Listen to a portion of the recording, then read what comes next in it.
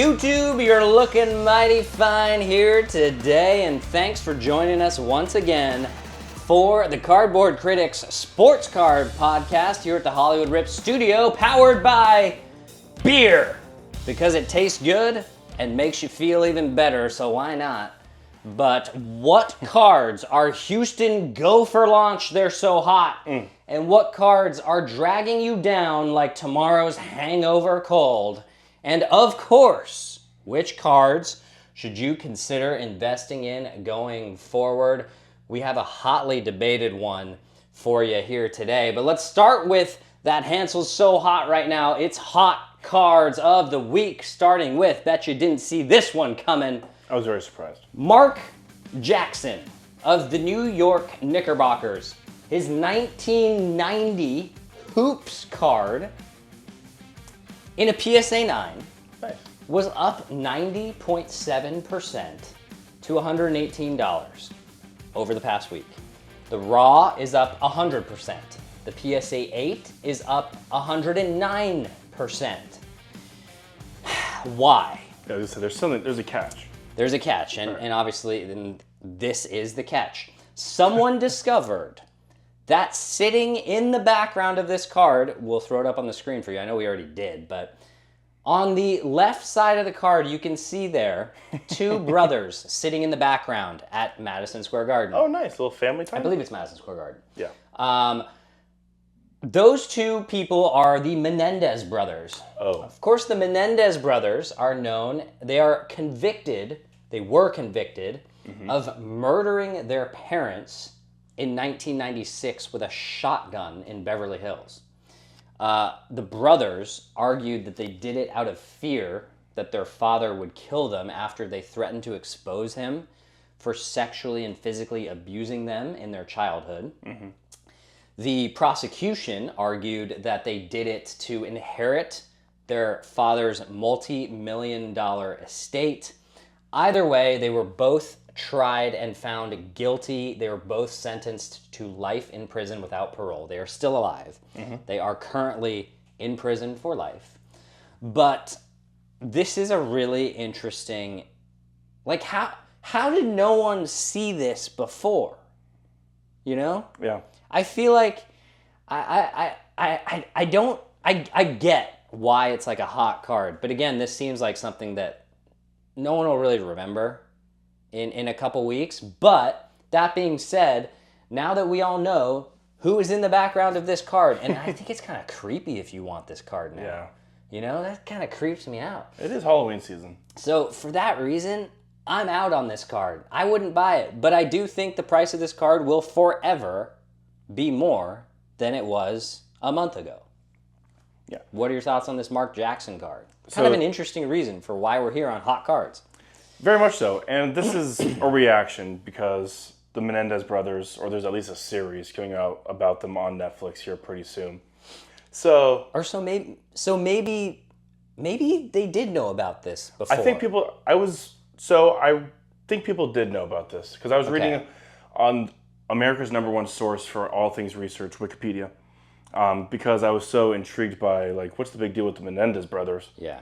And there was a bit on Wikipedia about them being in the back of a card. Okay. Yeah. So we knew about this already. It's just because they have a Netflix show coming. Mm-hmm. Not them. It's like a dramatic reenactment. No, I know. Yeah. I hear what you mean. So this is a reaction to the series coming out, presumably. Okay. But I will say this, based on what you just said, you may start scooting away a little bit more from me. But this is the kind of stuff I love on cards. Like, maybe not necessarily something shiny, maybe not necessarily autographs, but I love the quirky stuff is what I mean. I love the Billy Ripken, F face on the bottom of his bat. That is my favorite thing of all time. I find it intriguing that this card, because I don't really care for Mark Jackson in any regards. Well, I mean, I don't think anyone does. Not as a player, certainly not as a broadcaster, and not as a coach of the Warriors. In fact, they won a championship the year after they fired Mark Jackson. Yeah. But the quirkiness and the quirkiness is there. Yeah, 100%. Yeah, if you this is really like a true hobby card. Yeah, exactly. A true hobby card. And it is spooky season, as we're about to hit October in 2 years. We are getting there. I am turning 21. That's why you have that. Exactly. It's supposed to be like 85 degrees this week, by the way. So like it's not even going to be like fall and Yeah. crisp. Well, LA's weather is backwards. It always is. Yeah, yeah. But we're going to move to our second hot card of the week, and that is Minnesota Vikings quarterback Sam Darnold. The man with the big head. His 2018 Donruss Optic Downtown PSA 10 is up 85.6% since the season started. It is $835 now for that card. It was a $450 card at the start of the season. We specifically talked about this card We did.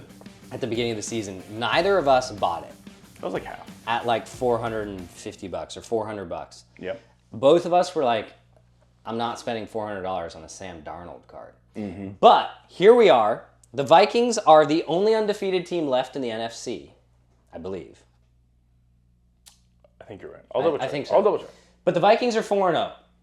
If the season ended today, Sam Darnold would be the MVP of the NFL. Yeah.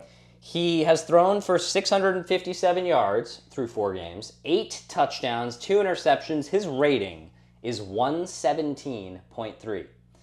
He got Jordan Addison back today. What happened there? Well, Jordan Addison found the end zone 2 times in his return to the lineup at Lambeau Field. I don't even remember the last time the Vikings beat the Packers at Lambeau Field. It's been a while. But Sam Darnold will also get TJ Hawkinson back in about a month. Brian Flores' defensive unit there has looked elite, and I mean elite. And no one was expecting that, considering what they went through this offseason. And, you know, even they tried to address the secondary in the draft, and even that, the guy they drafted unfortunately died in a car accident. Yeah. This is the type of offseason the Vikings had. It was a disaster. It was an unmitigated, tragic disaster of an offseason for the most part. Obviously, they're very high on McCarthy, but he's gone for the year. But they almost blew a 21-point lead They did. in the fourth quarter today. But I don't think that would happen if the game script was like a little more normal. It's a little weird to be up so big, because then you go away from really what got you there. Yeah, exactly. You know? You lose an edge. Yeah, exactly. And so from that perspective, I'm not concerned. I think this Vikings team is for real. I think they are for real. I think this defense is real good. And I think Sam Darnold is actually, and I can't not believe I'm saying this, I think Sam Darnold is one of the best 10 quarterbacks in the NFL. Right now. Well, yeah, right now. But I'm saying like these aren't like cheap gimme throws he's making. He's not getting put in positions where, you know, that other team's turning it over on the 20-yard line. He's automatically in the red zone. Like, this is a team that's really putting it together. And Sam Darnold is not turning the ball over. He is throwing the ball downfield. He is checking the ball down. He is making the right reads. He is reading the defense. He is changing plays. Like, he has been nothing short of impressive. Yeah. That being said, $850 for his downtown. How much do you believe? I think it'll be a 4-figure card. Wow. I think this card will hit $1,000. Soon, though. In the next month, I think it'll hit $1,000. Yeah. What are your thoughts on Sam Darnold? First things first, there's one other undefeated team in the NFC, but they play tomorrow. That would be the Seattle Chicken Hawks. So, How are they through? Well, it's only 3 games. yeah, Whatever. well, also, Geno's played well. We talked about him a few weeks ago, or no, preseason, and I believe I was like half in on Darnold. Maybe, I think I agree with you. You were more in than I was. I was more in, but I think I agreed with you with the fact that like that price was still a little bit silly, Billy. Yeah. But it was the circumstances. I was more in because of the circumstances. I'm not entirely shocked, and this is the reasoning. I always thought he had really good ability. I remember when he was still at USC, and say what you want about USC and who they recruit, when he was there, they were a disaster. The coach is now coaching at Georgia Southern, which tells you about his actual quality of coaching. Yep. And he dragged those USC teams to success and to a Rose Bowl win. So he has the attitude, he has the toughness, he has the ability. That's why I believed in him. But then you get drafted by the Jets. And like, and think what you want about the Jets right now, like maybe being competent. Certainly then they were not. Yeah. I mean, can we call the Jets competent right now? They just scored 9 points at home against the Broncos. My point exactly. You go to the Jets and you don't really tend to succeed as a QB. But from there, terrible situation in Carolina. We don't need to talk twice about that. And he went to quarterback rehab. And this is really why I felt strongly. He went to Kyle Shanahan last year. He didn't beat out Brock Purdy, which he wasn't really expected to.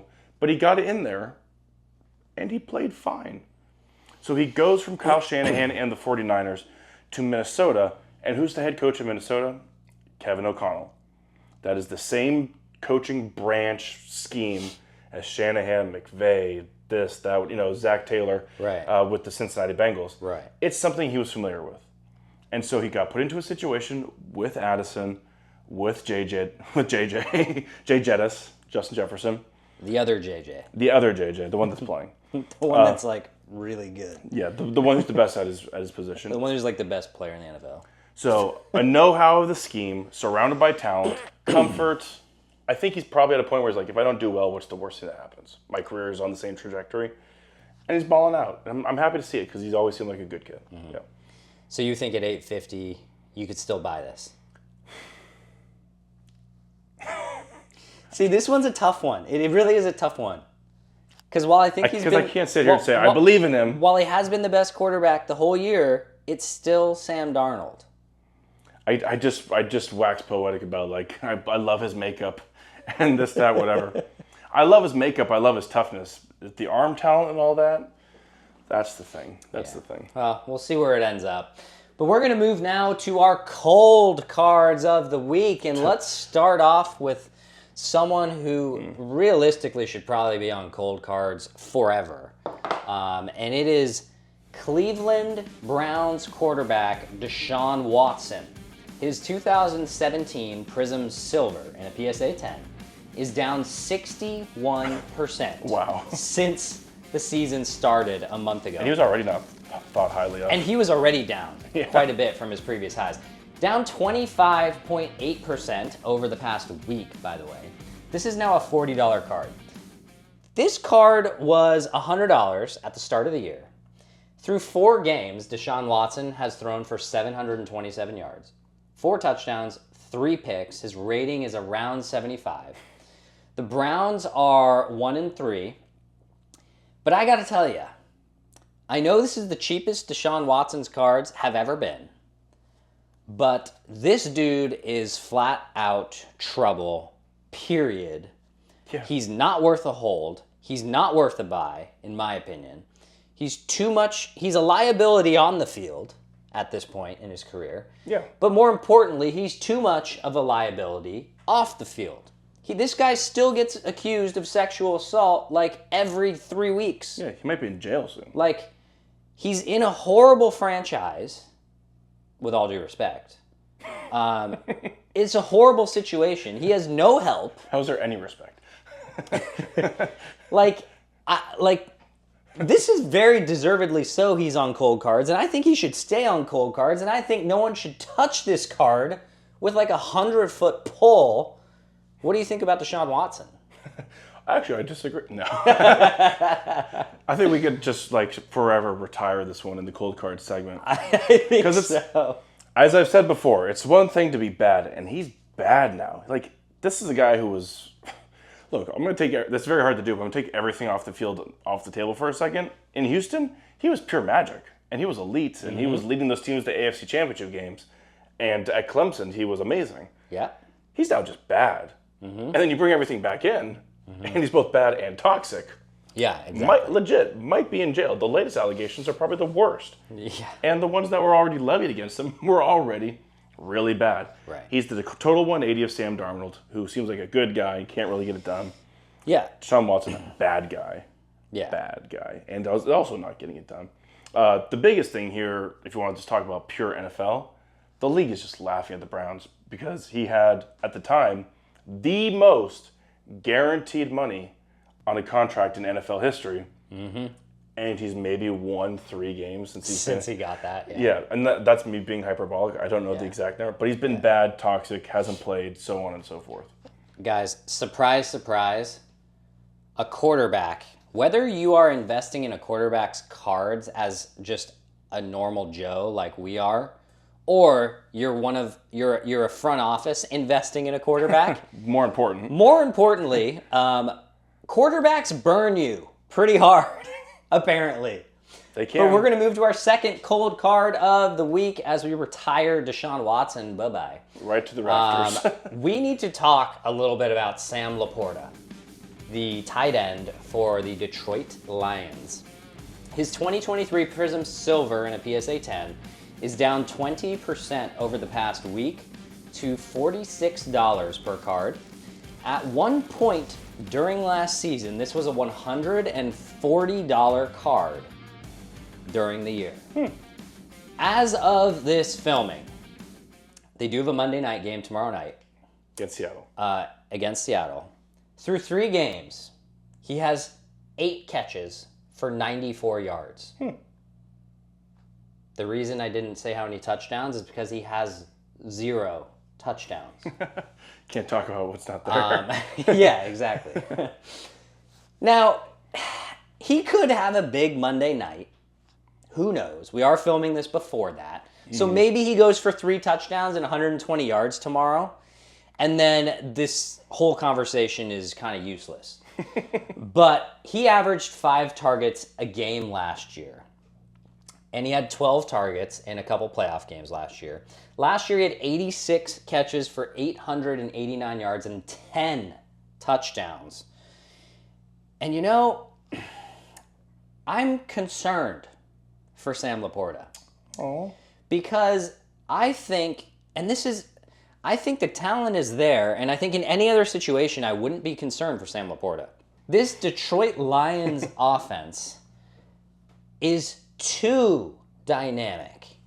Go figure. They have too many options. When's the last time you said that about the Lions? I know, right? Like, Jahmyr Gibbs and David Montgomery Very good. are 1A, 1B, like the best running back combination in the NFL.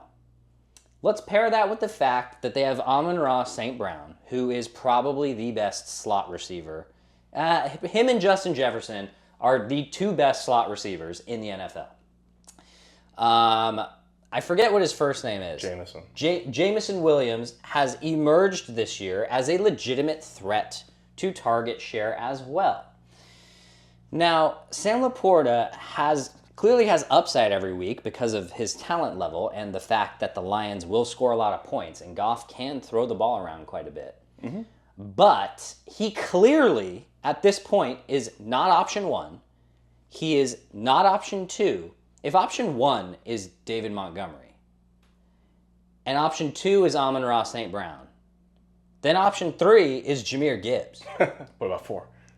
Jameson Williams. At that point, Jameson Williams and Sam Laporta are options 4 and 5, and Laporta has been 5 so far this year. And that is a huge problem for his card value. So I am concerned about Sam Laporta cards.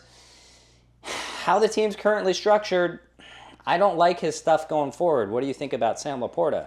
Well, I'm about to talk out of both sides of my mouth a little bit right here, because I'm going to say hold your horses a bit, because I think with Sam Laporta and the Lions overall, I think it's mostly just matchup based.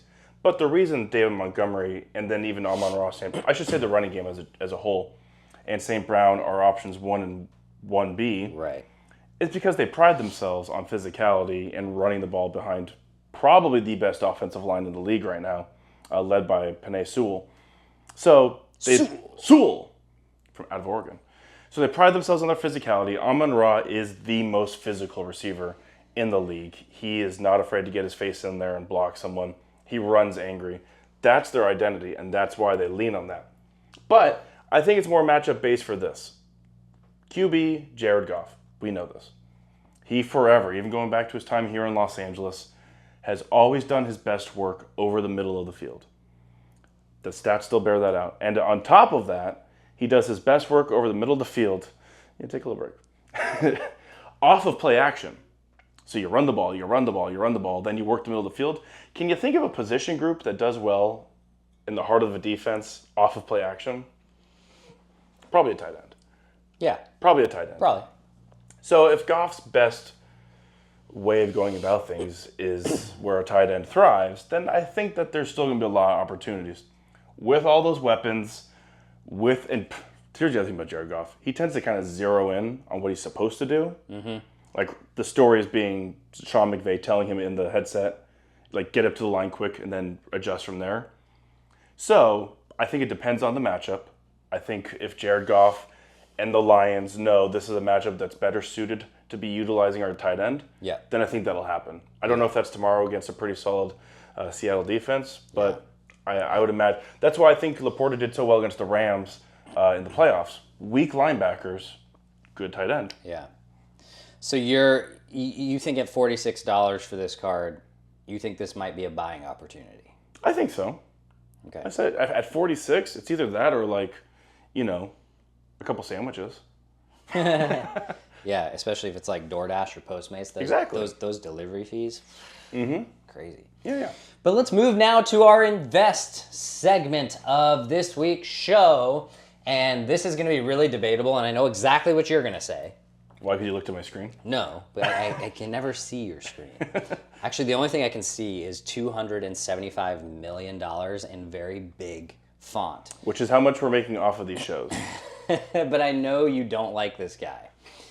But Trevor Lawrence, of course, the quarterback for the Jacksonville Jaguars, his 2021 Prism Silver in a PSA 9 is down 55.2% over the past month. His Optic rated rookie in a PSA 10 is down 52% over the past month. The Jags have started the season 0-4. But there's always a but.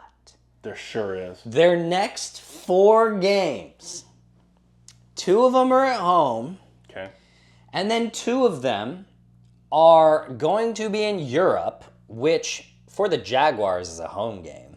Technically, We yes. all know how much the Wembley faithful and the Tottenham Hotspur faithful, we know how much, like the Jaguars were the first team to go over there and play a game. And they play every year. And they play there every year. People love it. They love the Jags in England. God bless.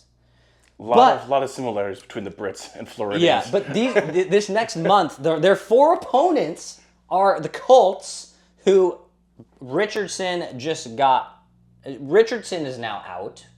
I don't know how long for. They play the Bears. Who knows? They play the Patriots. Terrible. And they play the Packers. Okay? Those 4 games, if they were all true home games, that'd probably be the easiest schedule you could possibly ask for a month. Yeah. Now, of course, I'll keep in mind that the travel schedule is pretty intense. They got to go to London. But they're playing 2 games there, okay? So it's not like they're traveling there twice. It's funny how bad the Europe games are this year. Yeah, we talked about it a few weeks ago, Yeah, right? we talked about, Panthers, Giants. They're also getting, Congratulations, we're giving you the Jags, and we're giving you the Panthers and the Giants. But Trevor Lawrence, he was not bad against the Texans today. He had 2 TDs, no picks. On the season, and this might surprise you, but on the season, Trevor Lawrence has thrown for 560 yards, 4 touchdowns, and 1 pick. I know. His rating is 80. It's not like horrible. He's not turning the ball over. No. The problem is he's completing just 53% of his passes because they cannot run the ball. Travis Etienne has been awful this year. He has been flat out awful. But I want you to keep in mind that Trevor Lawrence is a guy who is coming off of 46 touchdowns over the past 2 years. Now, he did throw 21 interceptions. But he also threw for 4,000 yards in both of those years, and he took them to the playoffs in year 2 of his career. Then won a game. Unfortunately, the organization around him is kind of trash, let's be honest. Yeah. They probably should have moved to London. But look, this is the 4-game stretch that you're waiting for. It's the weakest 4-game stretch of any team in the NFL, probably this year. I am concerned a little bit about the travel schedule, as well as who knows what the field conditions are like. We saw what happened in was it Brazil? Mm-hmm. You just never know. Something to keep in mind and monitor. But if they win like 3 of these games, let's say they go 3-1. Let's say Lawrence has a good month, puts up like 100 quarterback rating. You could flip these for a pretty darn quick profit because these are down huge. We're talking like 50, 60% right now, right? Yeah. If you bought this right now, and like I said, they go 4-0, they go 3-1, he has a 100 rating, throws, say, 8 touchdowns or something. Even if these cards gain back like 15 or 20%, you can make money pretty easy. Boom. That's why this is on the invest segment and why I would consider it. I'm not saying I'm doing it. But what do you think about Trevor Lawrence's next 4-week prognosis? Not much. So he's pacing to have the worst year of his career. He's a hater. I'm not a hater. He's pacing to have the least picks of his entire career. That's exactly what I wrote down. He's pacing to have the worst year of his career, and he's not even throwing interceptions right now. His average per completions is the same as it's been throughout his entire career. He either averages 6 or 7 yards per completion, which is not really even that amazing. The issue, and you just said it, is completion percentage. Yeah. He's not completing any passes, and maybe it's the run game, maybe it's an offensive line issue. Probably both. It's probably the offensive line not helping the run. It's both. It's both. Yeah. He seemed so ready coming out of Clemson, right? This is the guy that probably would have been drafted first overall his freshman year at Clemson when they went, and I think they won a championship game. Yeah, they did, because he hadn't lost a game since high school through Clemson until he lost to Joe Burrow, I think, in 2019. Yeah, or he might not have lost a game since like he was a teenager Like or something. Pee-wee ball. Like Pee-wee or something. He was so ready. He would have been drafted guaranteed first overall after his freshman year. The rules said he couldn't go to the league yet. Right. And I don't know what it is. It seems like it's getting unclicked right now. And I know the franchise is poop, and I talk about this with every QB we ever talk about. Franchise, fit, this. But it's now year 4. And if all this seems a little bit unfair, you just said the number. I got to read the numbers exactly. $200 million guaranteed. Good through 2030. Sure, good for him. He's got amazing hair. He's got a beautiful young wife. They got a nice little thing going. They've been together forever. But to get $275 million when probably no one else was going to offer that to him. Because remember, the secret to the NFL now is get your franchise QB, draft him, and then you work around it while he's still on his rookie deal. While the number is still down, you fill in the roster around that QB. And then when that number has to go up, well, then you're kind of screwed. And then and you pay it. You have to pay it, because when you think you have your guy, you have to pay it. And so, is he that guy? 5 years, $275 million, $200 guaranteed. That's what you're talking about, right? Yeah, I'm talking about the next 4 weeks. Well, I'm holding him to that contract, and I'm holding him to the next 4 weeks. Well, I'm not going to hold him to that contract over 4 weeks. We're talking about an invest card that has the easiest schedule for the next 4 weeks. That's the question here. So who are the 4 teams? So the Packers, I'm going to give that a loss. I think they're still good enough. On the road. Yeah. Packers will be on the road for that. Mm-hmm. So I think they beat New England. The Colts without Richardson. Probably a better team. Honestly. Patriots. The Jaguars should win that game. But Gerard Mayo, good defensive coach, could scheme something up to mess with him. Yeah, he could. But I would pick the Jaguars in that game. He could. Mm-hmm. Fourth team, I don't remember. At this point, I don't remember. But they were, so other than the Patriots, they were all sort of like toss-ups. So could I see them going 1-3? Yes, I could see them going 3-1, but I'm still not investing in them. Yeah, I can respect. Honestly, I can respect that you don't want to invest. It's the Bears. Trevor Lawrence. It is the Bears. That's right, Caleb Williams.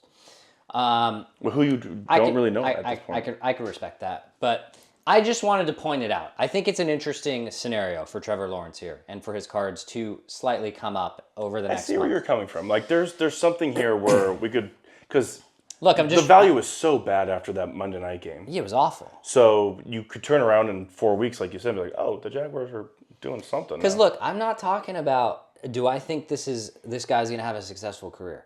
I'm talking about, do I think that this card will be more dollars in 4 weeks than it is today? And my answer to that is yes. Here's my question. This is a legit question. Do people react to their win-loss record, or do they react more to like the numbers Individual performance, probably. Because it's a combination of both, right?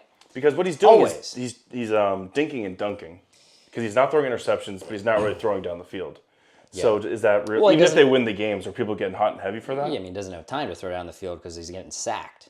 Receivers don't even have a chance to get down the field. No, exactly. But we're going to move to our other invest card segment, and that is custom cards. Like this one you see right here. It's a very beautiful custom card, which if you were paying attention, we did an entire special on this just a couple of days ago. But this, of course, is a Babe Ruth Shohei Ohtani custom-made dual cut autograph 1/1 with a bat and jersey relic of each player. They're all game used. So this whole card is game used. We want to talk about from an investment side, do we think these are worth making or buying? As well as from the personal side. Well, number one, from the personal side, I think the obvious answer is yes. I hope you say that. They are worth making. Is it worth buying it or making it from an investment standpoint? I would argue also, if you believe in it, then I would also say yes. Honestly, I would. I know it's not made by Topps. I know it's not made by Panini. Topps made a card like this last year out of Definitive. And it was a Ruth Ohtani dual 1/1 autograph. Had no relics in it. And it sold for $113,000. Now, I wasn't about to go drop $113,000 on this card. So what did I do? I created this card on my own. Now, I had a custom card company called Reclaim Customs help me with it. But I came up with the initial design, sent it to them. They kind of tweaked it, and this is what we wound up with. But 113 grand for something like that out of Topps. This card, buying the Ohtani autograph, the Ruth autograph, the Ohtani jersey, the Ohtani bat, the Ruth jersey, and the Ruth bat, and assembling it, designing it, shipping it, insuring it, for me to create this card cost about $7,000. Actually, a little less than that. I think it was a little less. It was like 6,400 or something. Where's the place located that you sent it to? It's in Michigan. Oh, so you really had to ship it out. Yeah, but look, the fact of the matter is that I have a 1/1 Babe Ruth Shohei Ohtani dual game used relic cut autograph card that I will have forever. Excuse me. And I went through the effort of putting it together, right? So if you ask me, I think someone would buy that for a heck of a lot more than $6,400. I'm just saying. I think someone would pay double for that. Yeah. What do you think about custom cards? All for it. For sure. Especially, it means so much to you as it is. So at the end of the day, that's all that really matters. If it's $6,400, then it's to you $6,400 well spent. Hopefully. I agree with you. I think, because obviously someone's going to come and be like, verify, let me make sure, because this isn't from the main companies. But when they realize that that's fine. But that's the thing, is like this card will go to Beckett. Beckett, because all of these relics came out of PSA slabs or Beckett slabs. So this card will get sent to Beckett. Beckett will authenticate it and slab it up. So it will be guaranteed authentic. I mean, I already know it's guaranteed authentic. No, yeah. That's the only drawback. I'm not even saying it's a drawback. That's the only thing that someone would step to you on. The only drawback, yes, would be if it did not pass authenticity guarantee. But even if it didn't, I would have the proof that it is authentic because I have all the slabs that it came in. Right. From the other places. Yeah, so So I think it's very cool, and you've created something that is, fantastic. It's like Frankenstein, but like way better. Look. I mean, I have $20,000+ Otani cards, and this card, which cost me $6,400 to make and assemble, and all the different whatever shipping, insurance, yada yada. This card is the most irreplaceable card in my entire collection. I think that says it all. And it's custom. Yeah. That says it all. But that'll do it for us here at the Hollywood Rips studio. More than the Tony Hawk. Yeah, more replaceable. Definitely more irreplaceable than the Tony Hawk, although Tony Hawk's a legend. Yeah. Tony Hawk's Pro Skater. Oh, the best. But that'll do it for us. I might be reconsidering now. For episode 19 of the Cardboard Critics Sports Card Podcast. We thank you for joining us as always. Now remember, our opinions should not be considered investment advice. We're just two guys bantering back and forth, and it may come as a surprise to you, but we don't always make money. And if you can't tell, we also disagree a decent amount. But I can tell you one thing, though, and that's we always have a good time discussing our opinions on all of the cards in our shows with you guys. If you like the content, don't forget to hit the like button and subscribe down below. We do reply to your comments as well, so don't be shy. Let's hear your take. Put your money where your mouth is, just like we do. So until next time, I'm Mr. Hollywood. That's Joe Nasty. And just like we usually have cans of Celsius to drink, we are out. Don't forget to live fit. Never will. Celsius, the official sponsor of Hollywood Rips. Okay, now we're out.